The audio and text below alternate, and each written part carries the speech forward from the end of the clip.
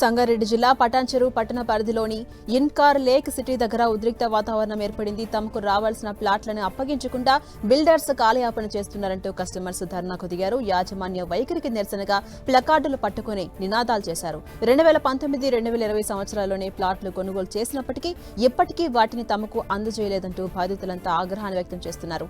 2024లో ప్లాట్లు అప్పగిస్తామని హామీ ఇచ్చి ఇప్పుడు మీటింగ్ల పేరుతో కాలయాపన చేస్తున్నారని ఆవేదన వ్యక్తం చేశారు. ఈ ప్రాజెక్టులో సుమారు 450 మంది బాధితులు ఉన్నామని, తమ పరిస్థితి అగమ్య గోచరంగా మారిందని వాపోతున్నారు.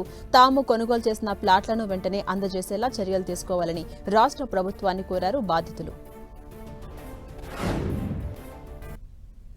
రేరా నంబర్స్ అసలు రెండు మారిపోయాయి.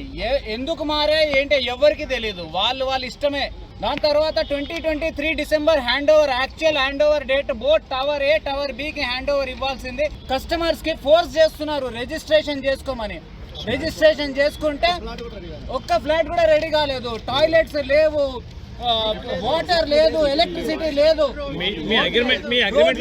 ఎమ్యూనిటీస్ ఏమి. మావి 90% పేమెంట్స్ అయిపోయాయి అందరినీ, కొంతమంది 100% అయిపోయింది. Poultry company